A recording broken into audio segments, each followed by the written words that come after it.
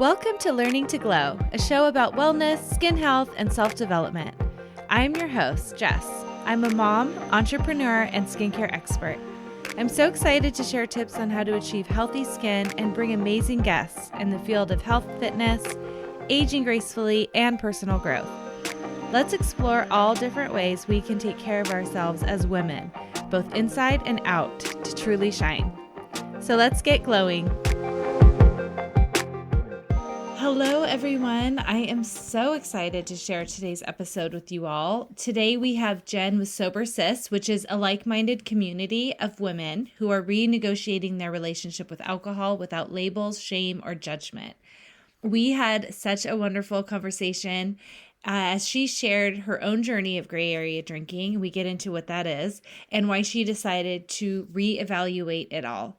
Jenn is fantastic. I've been following her for a long time, and I love the way she shares the benefits she felt health-wise and the process she went through when she decided to say goodbye to alcohol.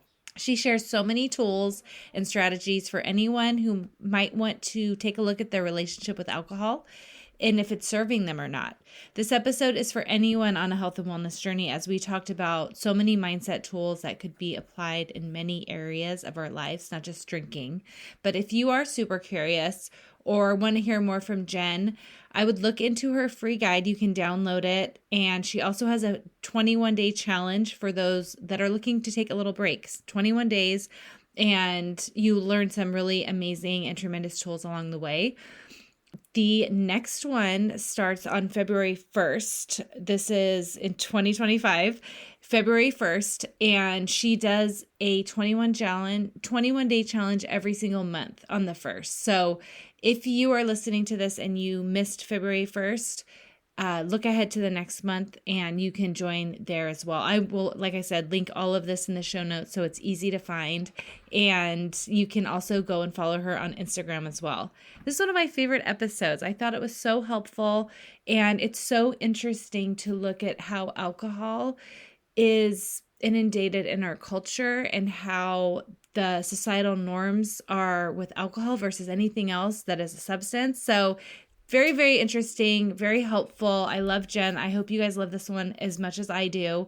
Please send this to a friend who you think could benefit from this episode, because it is filled with a lot of good nuggets of information that I would love if you could share with someone who could benefit from it. And here's Jenn. Hello, everyone, and welcome to Learning to Glow podcast. Jenn, I'm so happy that you're here. You are with Sober Sis. Welcome to Learning to Glow. Thank you. Thank you so much, Jess. I'm looking forward to this conversation and just, keeping it real. Yes, I have been following you for a long time, and I think you're amazing, and I love what you do and how you help women. And we're going to be talking about alcohol today. Yeah. And I'd love if you could start by just, if people listening haven't seen you or seen your work, if you would just tell us a little bit about what you do. Sure, absolutely. Well, like you said, I'm Jenn, and I live in Fort Worth, Texas, married with grown kids. Believe it or not, y'all made it. For all you moms out there, all you younger moms, I made it. My kids are adults functioning in society, so that's a good thing. That's a win. And so, oh man. Yeah, this journey has been interesting. The fact that I'm here talking about a new way to maybe look at your relationship with alcohol is rather ironic, quite honestly, because my relationship with drinking, probably like many of your listeners, really changed over time. What started out really social and fun at a networking happy hour turned into, okay, well, cool. My husband and I can kind of drink together on the front porch with a storm rolling in, or date night. And then there was book club. And then there was cooking in my kitchen at 5:00, wine o'clock. Before I knew it, what kind of was just kind of a take it or leave it kind of social pleasantry over there started to become a part of my activity loop, like with friends, like with my husband, like even with myself, when it was kind of time to unwind or take the edge off, or if I was bored or anxious or excited, whatever. It was like, I pour a drink for that. That's exciting. But what I found in my young 40s is that Yeah, there was a downside to that too, because I started noticing that I was outsourcing a lot of my fun to if alcohol was there. And like, oh, I can really relax if I have a drink. Or, oh, I'll really, really be able to connect once the guest of honor is there. Alcohol, bring it out. Let's, okay, now the party can get started. And I just started to realize how much that didn't align with me, who I really was, who I really am. And it was kind of like daytime Jen and nighttime Jen. It was like, it's what I call the detox to retox loop, where by daytime, super mindful, very like almost calculated with my health choices, my mindset, waking up with like, woo, good intentions. I'm not drinking tonight. It's a Tuesday. Come on. I mean, like save it for the weekend. And so I would wake up with these good intentions and, have my, prayer and meditation time in the morning and then hit the gym and then drink my green juice and do all these detoxifying mindful things. And then kind of late afternoon, it'd start to be like, yeah, well, that was good. I did real good today. Look, I'm checking all the boxes. And now I can kind of reward myself. Now I want to transition from being like, quote, good all day to just kind of letting my hair down, letting loose, or just, again, just the relaxing nature of alcohol at the onset. But what I didn't know was that for that relaxed feeling, it was also going to correlate with more anxiety on the back end. That's true for every drinker, whether you drink one drink or a multitude. Everything that goes up must come down. And so I started to recognize, oh yeah, it's real fun at the first 20, 30 minutes. Who doesn't like that buzz, that feeling of like, oh, there it is. My shoulders can go down. The overthinking can stop. Everything can slow down. And I was using that evening drink or two, sometimes three, to do that. And that's when I started recognizing, oh, but I'm not sleeping good. Oh, and I'm waking up with the foggy mind and a little bit of regret, like, oh, why did I do what I said I wasn't going to do? Why am I breaking promises to myself? I don't like that feeling. I don't like the fact that I'm constantly reneging on myself, almost abandoning myself in certain moments where it was like I had put so much of my resilience in like, oh, I can do hard things if I can have a glass of wine first. And that's not true. And that's not really me. So I began to really question my own relationship with drinking, not because I'd had a big rock bottom or because I'd lost anything or because I was, drinking in the morning or I couldn't stop.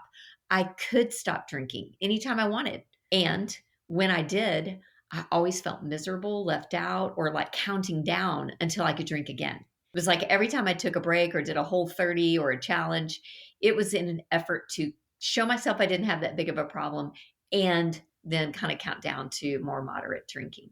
But I didn't have the tools that I have now. Once I got to the tools that have helped me and now so many women, I ended up really just not wanting it anymore. I wanted to not want it. That was my goal, was just wanting to not want it. I just was on a call before this podcast sharing that concept with a group of sisters, and I got a lot of hands raised on that one.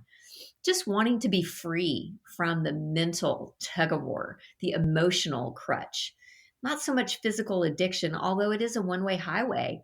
That over time, the more you use an addictive substance, the more it requires of itself to get the same effect. And that's just the science. That's just building up tolerance. And when you build up tolerance, you build up dependence because you need more to get the same effect. And that's why when you first started drinking, at whatever age that was for your listener, whether you were a teenager or in your 20s or like me, really started bringing it in my young 30s as kind of like, this is what we do. This is what grown-ups do. That's just the nature of the substance. And I didn't know that. I thought I was broken. I thought something was wrong with me. And what I've come to find is you're not broken at all. Not at all. Your brain's working just fine. If you're a habitual drinker or routine drinker or see it as a part of every social, event, you're normal. Your brain's working just fine. It's just a pattern issue. It's a thinking problem more than a drinking problem. And so after I figured this out again for my own self, like I had to go on this journey first. So I'm not coming from a place of any kind of judgment or labels. And if your listeners just sober curious, that's a word I heard back in 2017 that I'd never heard before. I didn't know you could be sober curious. I thought you were an alcoholic or you weren't. Like pick one. I didn't know Right. you could be curious about it. And anyway, so I started my journey, found the freedom I was looking for through a lot of trial and error, and then created Sober Sis as a sisterhood for women to wrestle out loud in their relationship with alcohol without having to see it as black or white, all or nothing, but instead really identifying in this gray area drinking zone where you can take it or leave it. But mentally, emotionally, it's got more of a stronghold, more of a pull on you than you want. It's not aligning. And you want to change that, but going to some groups out there or recovery programs that are a little bit more for the end of the drinking spectrum, where there really is a point where there becomes a physical addiction, you're going to need different tools. So I primarily work in the gray area drinking zone for women who are sober curious or just want to be more present in their own lives. Oh my gosh, I have so many things I want to ask you about all of that. I mean, I think just the term gray area drinking, I want to talk about that because, like you said, there's a spectrum. And I think a lot of women, or, especially women, are like, okay, well, this is the norm, right? We live in this society. It's very alcohol heavy. It's pushed everywhere. And you don't want to feel like you have a problem. I know that it's like you can get to a point where like, is this normal from what I'm doing? Right. And I know when you're stuck in that middle, you're like, okay, well, I'm not physically dependent. But I am health conscious. And I think a lot of my listeners, we want to thrive in our health, and we're doing things that we can.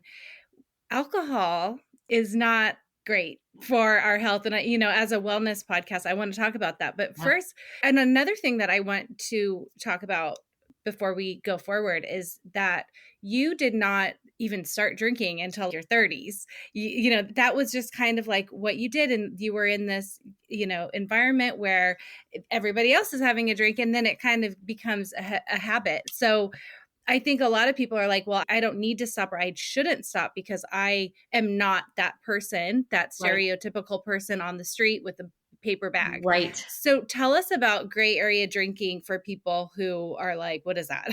Yeah, exactly. It is a real thing, and I think denoting that yes, there is a drinking spectrum. Anybody who drinks is on it. I mean, if you're a once a year drinker at a wedding and you just hold up a champagne toast, well, you're on the drinking spectrum. You're just on the far end where you talk about take it or leave it. You just don't even care. It's not a part of your lifestyle. But like you said, we live in a very alcohol centric society. So picture it almost like a bell curve, like you would think of school. There's the few on each end, and then the majority is in the middle. And I would describe gray area drinking. And again, I've learned from Jolene Park and others. There's a great TED talk out there on gray area drinking, and now it's become a real term and a more known thing, which I'm excited to help get it out there more. But gray area drinking is that I can stop, but do I stay stopped? Gray area drinking is maybe I'm drinking sometimes out of social pressure, or when I don't really want to, it's more on autopilot. But if I wanted to change, I don't have the tools to do that. So I think gray area drinking is where the majority, quite honestly, of drinkers are. And that's why when you look around and you compare your drinking to others, it does seem about the same. And I got caught in the comparison trap because I would go to book club or girls' night out or a family reunion, and I would look around and I would think, well, I'm kind of drinking like everybody else, so I must not have that big of a problem. And maybe we all had a little bit of a gray area drinking relationship. And the better question is not, is it bad enough, or is my drinking worse than everybody else's to be bad enough? But rather, is it good enough? Is it working for me? And I think that's when you get back to the health, the wellness, the alignment, the what am I doing for myself here versus is it just bad enough that I'm just getting away with it? And so in that gray area drinking, it's a lot more mental and emotional tug of war than it is physical. Although anyone who drinks, even with a drink, you are creating a physical craving that wasn't there before the drink. I think it's really important what you just said, and especially for a lot of people who are interested in being cognizant of their wellness and their health. And especially as we age, this is even more, in my 20s, I did not care what I was putting into my body. I didn't Right. think about my 80s. I was like, I'm living here now in the moment, and it wasn't pretty, let me tell you. But when, as we get to this point and you said, is this good enough? Like, I'm a person who, like you were saying, I wake up and I do my yoga, I have my green juice, and then what am I doing at What am 5 o'clock? I doing? Like, what are we doing here? Like, what is the point? And then Right. waking up in the morning and having that feeling of like, why? Like, I Right. had this day of complete health and nutrition, and I moved my body, and I did all these, I meditated, like, you had Totally. that time, and then all of a sudden it's negated, really. It And is. I would love to talk about that a little bit more. And also, when you stopped Mhm. drinking, what were some of the health benefits? What were some of the benefits, like physically, that you noticed? Oh, oh, let me tell you, Jess. I mean, right away, literally within the first 2 weeks or so, as my body began to kind of rid itself of the toxins that alcohol is. I mean, the U.S. Surgeon General just came out and went ahead and named it the type 1 carcinogen. Mm, So like it is toxic, and when you put it in your body, of course we've got flavors and fruity mixes and cute glasses and all the things, and we forget what we're drinking is ethanol. It's ethanol that is flavored or whatnot. So knowing that, my body was pretty much, when I was drinking, it was shutting down a lot of the metabolism, the fat burning, the immunity, the inflammation was higher. So reverse that when I stopped drinking. Initially, my goal, quite honestly, was just 6 weeks. I did not set out to never drink again, although it's kind of a secret desire of mine. I pretty much thought it was impossible. I really did. I really thought this is so now engrafted in my life as a 46-year-old, when as a 26-year-old, personally, just my story, it wasn't grafted in my life as like a companion, a buddy, a sidekick, like what I always do. But it didn't take long. I mean, give me a good, I was really kind of in the detox to retox loop for about 15 years, which is a plenty long enough time. I work with women who have been in it much longer or less. And that's the yeah. cool thing, is you don't have to wait for it to get bad enough to change your relationship with alcohol. You can change it at any time for any reason. Just health and wellness, not because you're an alcoholic or it's so bad. Again, to our point, is it good enough? But I noticed immediately, I did start sleeping better. It took me a few days because, again, your body's just haywire at the beginning. And that's where a sisterhood of support comes in really handy at that wine o'clock time, when you're maybe a little extra irritable or anxious, or kind of feel like I should have something in my hand right now. What am I doing? Um, that takes time and practice. But once you get over that, it takes about 7 to 10 days to get alcohol and its effects out of your system, physiologically speaking. So at about that 10-day mark, and again, I can't speak for everyone's body because everyone's body is totally different, but in my own experience, around 10 days, the physical cravings and the just like the pull, it was a lot of sugar actually, and alcohol really metabolizes to sugar in our bodies. So we know sugar is addictive as well. So all that was going on. And meanwhile, I'm just like, don't drink tonight, don't drink. And then I started learning the tool, don't think about what I'm not doing, because my brain doesn't understand a double negative. Don't drink, don't drink. All it hears is drink. So instead of saying don't, what am I going to do instead? And so I just started sleeping better. My skin, oh my goodness, my skin started getting its glow back instead of that dull kind of red face. Just kind of, it Mm, was really doing a number on my skin. My immunity. As I became kind of this non-drinker, again, setting out, which is moving the goalpost of like 6 weeks. Wow, that's amazing. I feel kind of awesome. I think I'm going to keep going. And so I kept moving the goalpost until about a year, alcohol free. Then I realized, oh my gosh, I lost about 15 pounds just by not drinking. Because by not drinking, I was also sleeping better. And by sleeping better, I was also getting up and having a better workout. by not drinking alcohol, I was drinking more water. So everything started to kind of like come more together. Not that my life became like incredibly, perfect, but it got better. And so those were some of the, and especially in that first few weeks to 6 months, your body is just in overdrive, honestly repairing itself, Hmm. and just trying to undo a lot of the cumulative damage that alcohol does on a regular basis. It's so important to note that too, because when you break that down, like what alcohol actually is, it's an ethanol, it's a toxin to our body. So it's our bodies are just like working hard to get that processed and out. So it doesn't really have time, or it's not the priority to worry about, hydration and beautiful Exactly. skin. And it's just so disruptive to our physical health. And especially as we get older, I think a lot of times you can get away with I Yep. hear, I can't even tell you, and I'm sure you hear this too, people who say, I can't even have one drink Right. anymore. It messes my sleep up. One drink. And then I have a headache the next day. And it's like, is that good enough? Like, Right. was Totally. that worth Yeah, it? our bodies, as we get older, I can attest, as I've gotten older, I'm 53 now, I'll be 54 in June, and my body does not bounce back from anything as Yeah. fast. And that's why I want to take care of it better now, because I want to give it all the help it can get. Yeah, in my young 30s, I was just kind of in young mom survival mode.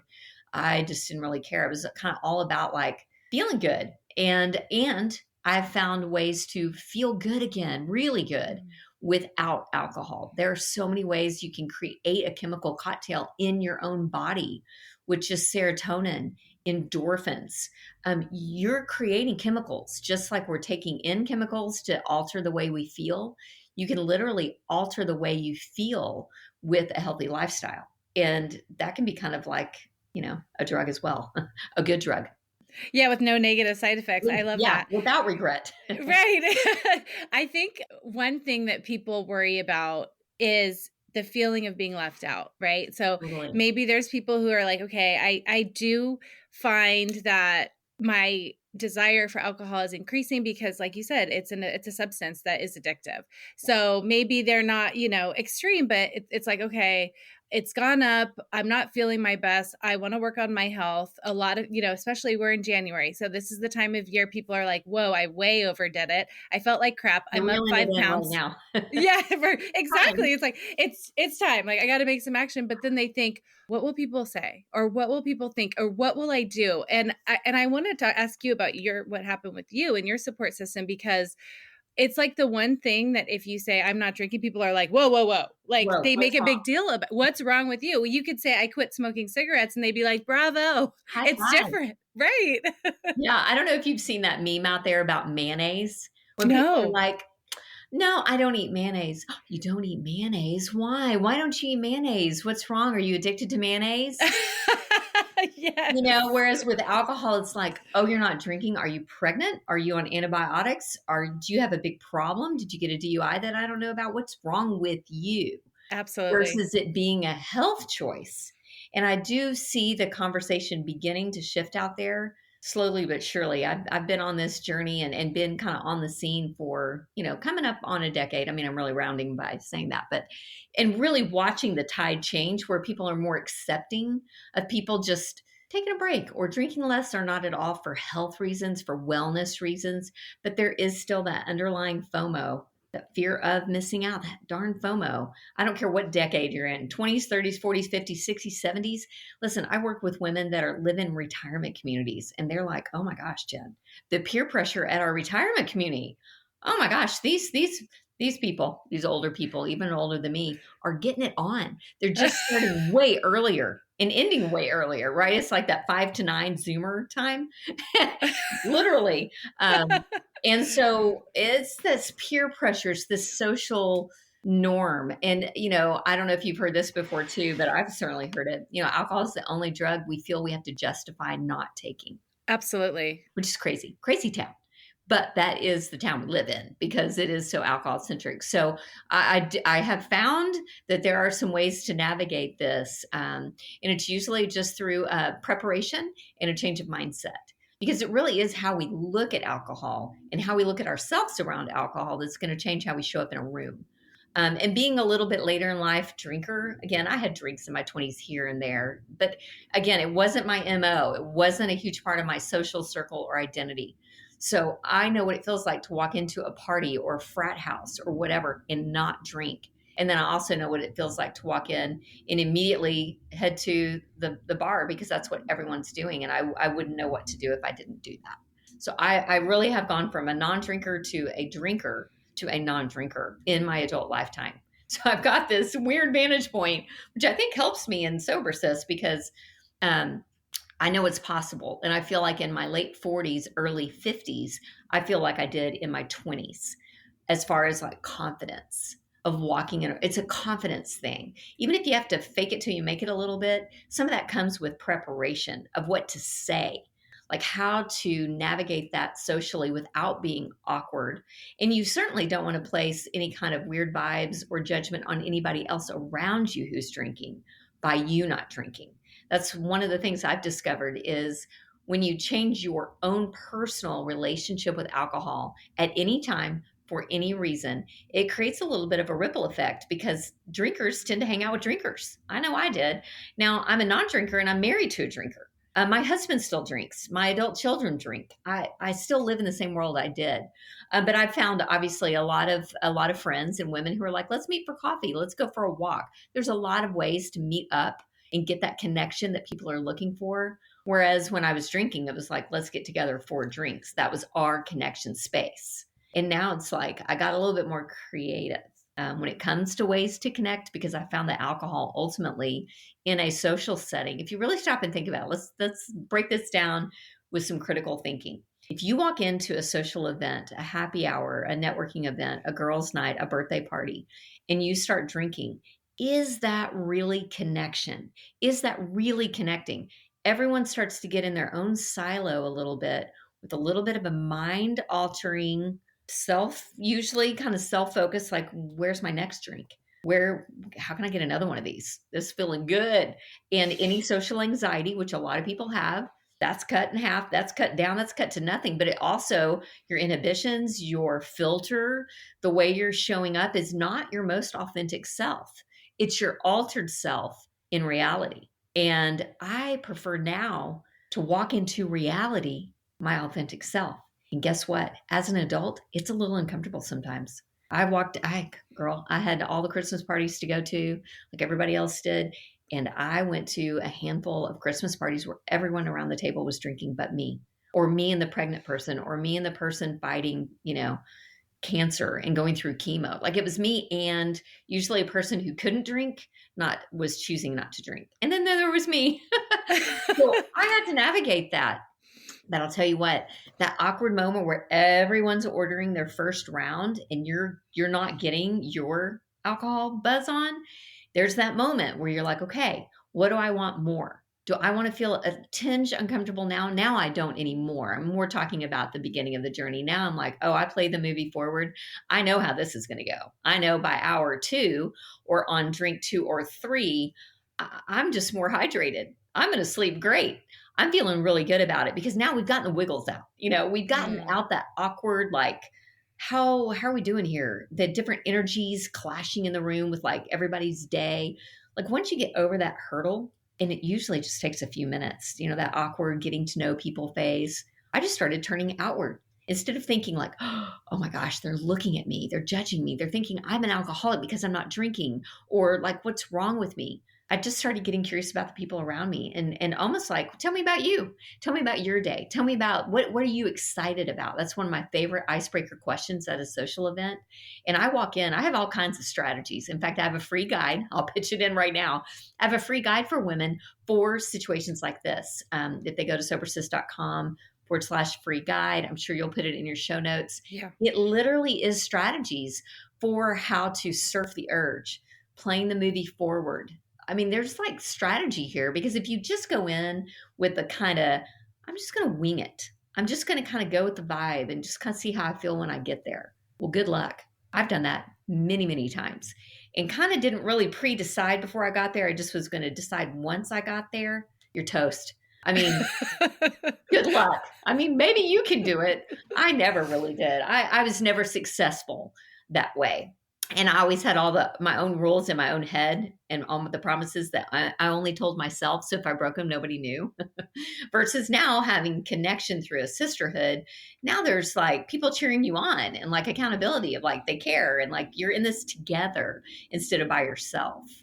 I don't know if that answers your Oh, original yeah. Oh my gosh. question, I but love that. I love it so much. I mean, it's so true. And when you really break it down, this is such a, like you said, mindset shift, right? Like totally it's not like walking in and not ordering a drink. We make it seem so heavy and like it's the end of the world. And like you said, it's a few minutes. It might be uncomfortable for a little bit.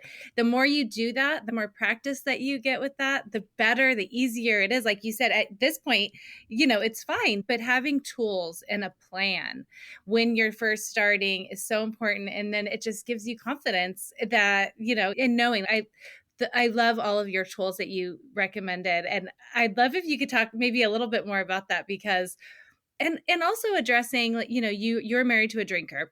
And when you decide to change your relationship with alcohol, which I've done in my life, there might be people that do fall off. yeah. And it happened to me. And there's a group. And like you said, any day of the week, I would rather go and meet my girlfriend for a Pilates class and a coffee Yeah. than go to a happy hour. And I really feel like there was a small group that kind of fell off, and it wasn't the friendship, that what you were talking about, that Yeah. connection.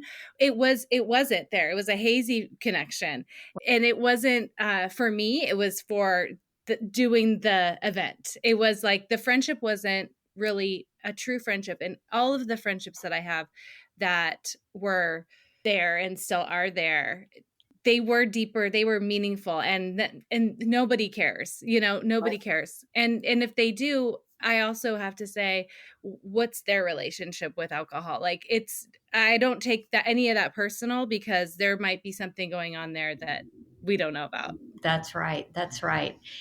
And you bring up just such a great point is that we just don't know what's going on with the people around us. I mean, I was struggling in my relationship with alcohol, but wasn't really talking about it with my drinking friends because Yeah. I didn't really know the answer. I didn't really know the solution.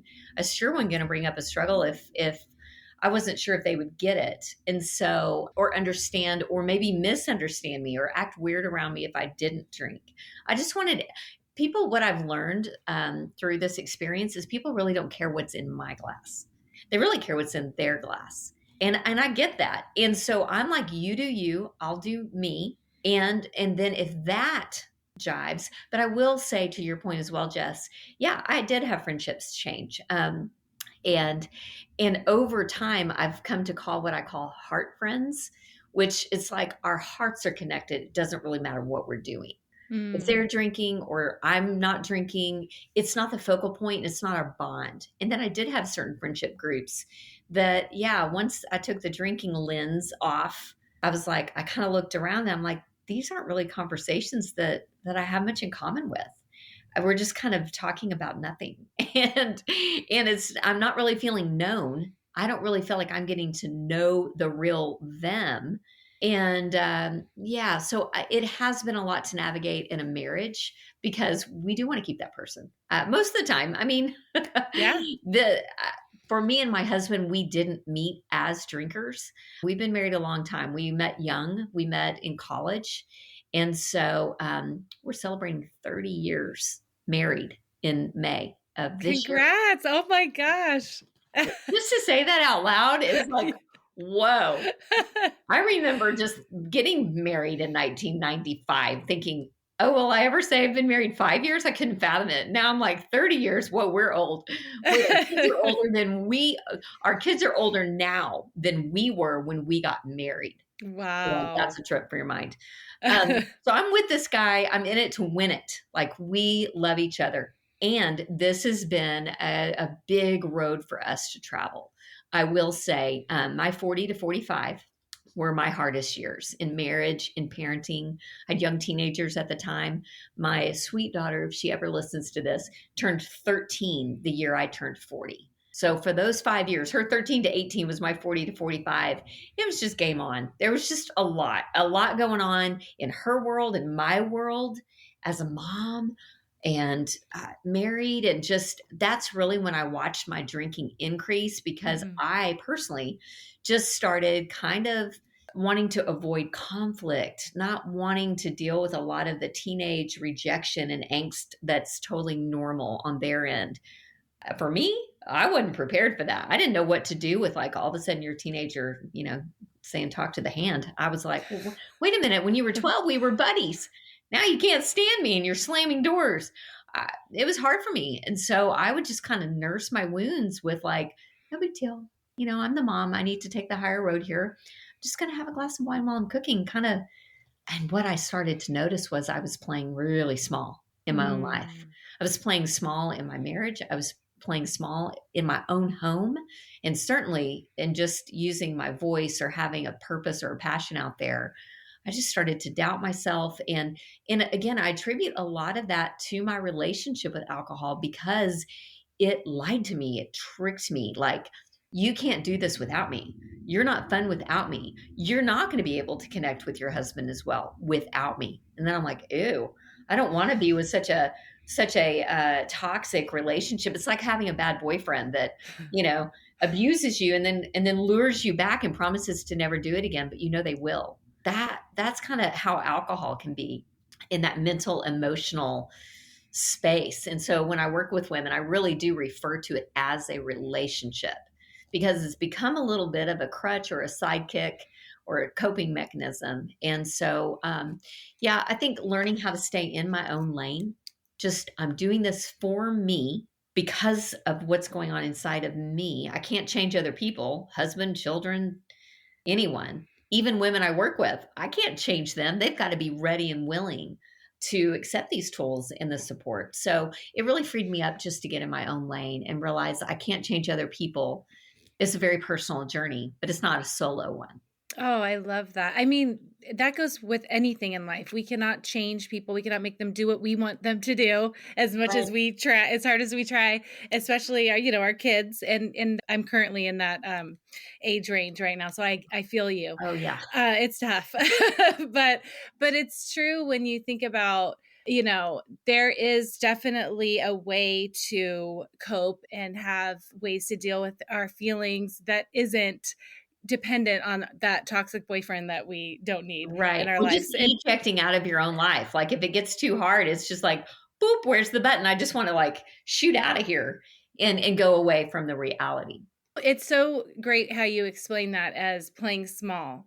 And because you are in a way checking out a bit, numbing yourself. Totally. And that is just not kind of sticking in it, being there in it. When you have women that you're dealing with that are like, okay, I'm ready to take a break from alcohol, it's like I'm starting, you're starting to feel more the negative than the positives. It's Totally. like starting to catch up with you, and you're like, okay, is this what I want? I'm going to take a break. What are some of the biggest challenges that they face when they're in this very beginning, very raw, like it's like day one, we're excited on day one, but like maybe day two or three, Yeah. like what are the challenges that come up? Oh, yeah. Well, this is I see this month after month, year after year, as I get to work with new women on a monthly basis. I really am fresh. I'm fresh on the scene of, like, yeah, remembering from the lens of now others day one, even though I've had my own. In fact, I had many day ones Yeah. before I had my last day one. So I don't want anybody to think I just was like, oh, I'm going to change my relationship with alcohol. And it was like easy breezy.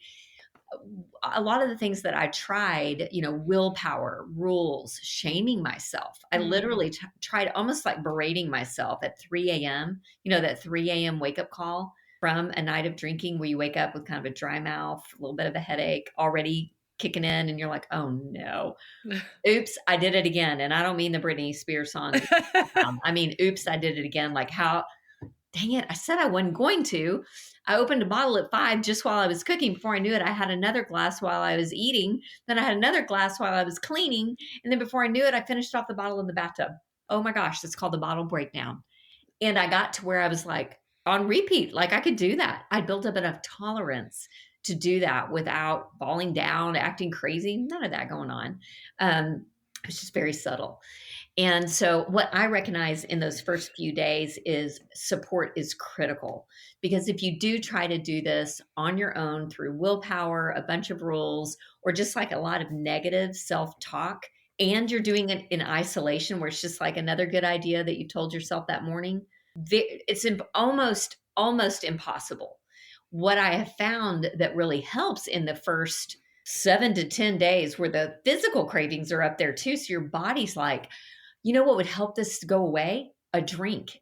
And you know what? It would temporarily. And so that dopamine reward center is like rewarded because the anxiety, which is really a withdrawal symptom, the restlessness, which is really a withdrawal symptom, as minor as it is, a foggy brain, that's a withdrawal symptom. That's why there's a hangover spectrum as well. I mean, you can have a debilitating hangover where you can't operate and move. And then you can have a hangover where you can still do a Pilates class. So, right, there's a spectrum there. So, I think realizing in those first 7 to 10 days, your body is going through a lot. So, willpower, that's not time to like mash the gas with a lot of pressure and performance. It's like just show up with willingness and have strategies that work. Like you can't just take alcohol out and leave a void. It's just it's a part of your routine. So if you're going to take alcohol out, what else can you put in during that time that is restorative, a reward? There's nothing wrong with rewards. We're humans. We're designed to do things for a reason. We're going to do things for a reason. We might as well pick the reason, and what we're doing it for.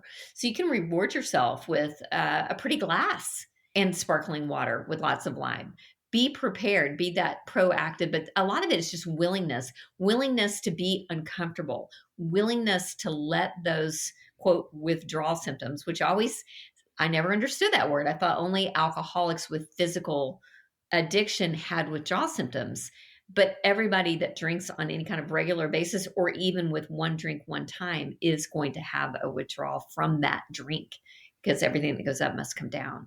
So I think just anticipating that with a willingness of like, this is going to be uncomfortable, but at least I'm going in the right direction versus it's uncomfortable to drink long term night after night because then you got the backside. That's uncomfortable too. So pick your hard. Pick your uncomfortable. Know that what you're paying on the front end, hard now, easy later. Easy now, hard later. So I just say pick your hard and know that willingness is going to win over willpower every time. And that doing it in isolation is defeating, it's self-sabotaging, it's no fun. And changing your relationship with drinking with connection. That's really the antidote. That's really what you need during that time is empathy. Brene Brown, the queen of vulnerability, talks about how empathy can, if you've got a shame storm going on, or you're just like a lot going on inside mentally, and a lot of that is shaming and regretting, and then you drop some empathy in that petri dish of shame, can't survive. It cannot live in shame and empathy do not go together. Empathy is going to win. And so like what we've done in Sober Sis and why I created what I wished I could have found is this ongoing place of support where it's just like you're getting doses of empathy and acceptance and me too. Like I understand, and not judgment, and not what you slipped tonight. What are you thinking? It's like, oh, you drank tonight. I'm so glad you got on and didn't keep drinking. Let's talk about it. So we're not a sobriety club. We're not like a check your alcohol at the door, say you're never going to drink again, be perfect and come on in, or you're starting over. We're a sober-minded sisterhood of support.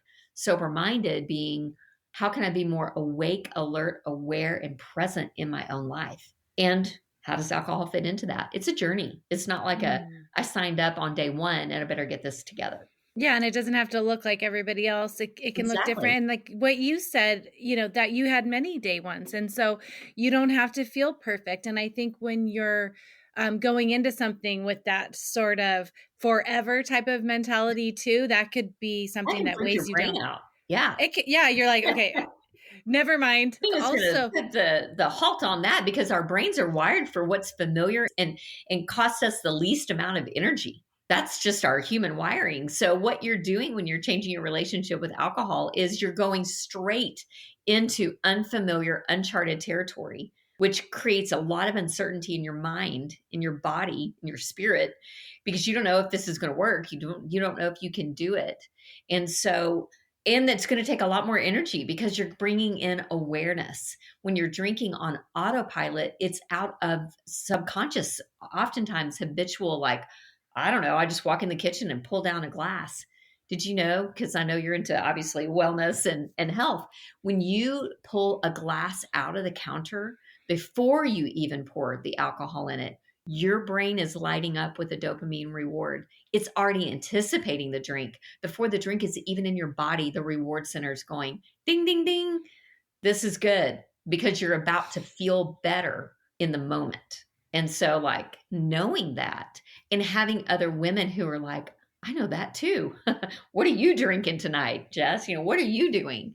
And swapping practical stories of success and momentum. I was gonna say that's so true with like having the support and having somebody to talk to about it because even you had said back a little bit ago maybe you wouldn't even feel comfortable talking to a friend about something like this. Right. But to have somebody to, and instead of that voice of like, what the hell are you doing? Why'd you do Exactly. this again? And that, I feel like that does not work. Berating yourself, doing it alone. Or just waiting for yourself to fail, like you are. So Yeah. instead of this, what if you couldn't fail? What if you literally couldn't fail unless you quit trying? What if that Mm. was the only way to fail was to stop trying? What would you do? I mean, that's a life hack as well. But I mean, like in the drinking world, that's the vibe of our tribe is come on in. And it does not have to be a linear journey. Some people join my 21-day reset and they never drink again for years, for still to now, today, since I've known them. And then others are like, yeah, I did your 21-day reset. Then I thought I could moderate. I went back to just trying to drink on the weekends. And I did great for the first weekend or two, maybe. And then before they knew it, they were kind of right back where they started. Well, they never left the sisterhood. It's never like they were exiled or like, oh, you have to start all over again. No, just hit the button, get back in our app, our private Sober Sis network, reconnect, and maybe take the next step. I've got all kinds of programs that build upon each other so that there's just a basic kind of entryway where it's just like an on ramp to what I call the Sober Sis highway. Then once you're on that highway, you can just pick your lane. Do you want to match the gas and like go all the way and like teach me, Jen, teach me how to have an alcohol free lifestyle, or do you just want a 21-day break? And then you find that that's harder than you thought or easier than you thought. You don't know until you try. Yeah, I think, a lot of people, because we're in January, it's very, very popular to do dry January. Yeah. And there might be people who are like, okay, I'm trying to just do this on my own and I didn't make it. Or I made it, but like, damn, this is hard. Yeah. Your program offers not just the support and the community, which is like crucial, but tools and like I love strategies and let's make mocktails and let's not just take something out and be miserable. Like Yeah, let's and then just tell put yourself, "No, no, no," all the time, like, "No, don't do that." It's like, "Well, what no. can I do?" Let's still enjoy our life, right? And Yeah, so I'd love if you could tell us more about your 21-day program and that is coming up very, very soon. So yeah. for February. So tell us about this more. Yeah, the next one starts February 1st. So it's the beginning of each month. So you're right, a lot of people did dry January, whether with us, another group, or on their own. In fact, most people made it the first week or two until, have you heard of International Quitters Day? Yes. It's the second Friday of January. Notoriously, it made it on the actual calendar Oh my because gosh. that's by the time most people throw in the towel. And so I think a lot of women are like, you know what? I do want to change my relationship with alcohol, but maybe you haven't found the strategies you need, the sisterhood.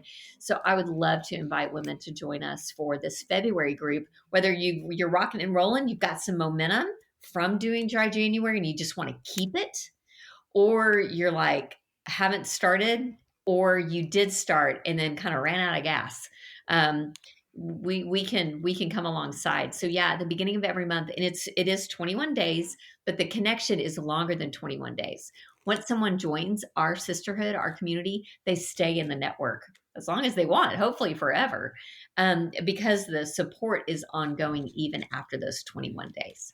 And in those 21 days, I talk very topically: social life, the mindset, the sleep, the what to do on day 3 when your cravings are at their highest, Mm. because the good intentions, the willpower it's gone by then, like it's waning. And then you need really practical tools. So like it's really strategically planned for someone in their first 21 days. And then the connection aspect, I really do think is our secret sauce of Sober Sis, because we're women that span 6 different decades from all over the world.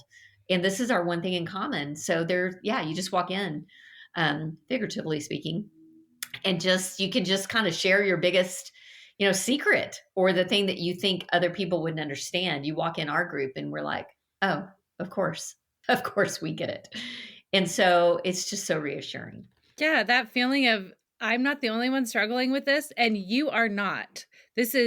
You are not alone when it comes to this topic. This is a huge problem. Huge, bigger than I ever thought. Yeah. And it's just to have a playbook, and you are so amazing at resources and strategies, and you have such great results with your program. So I am just so honored that you were able to share with us. I think finally, like you said, we're starting to become more aware of the real health concerns that alcohol has. It's not like something we can deny anymore. And if this is something that you're struggling, please reach out to Jenn and look into her program, because it is amazing. And I just want to thank you again for being here. Yeah, it was an awesome conversation. I really enjoyed it. Thank you for listening to this week's episode. Please subscribe and review so we can reach more people who want to learn to glow alongside us. See you next time.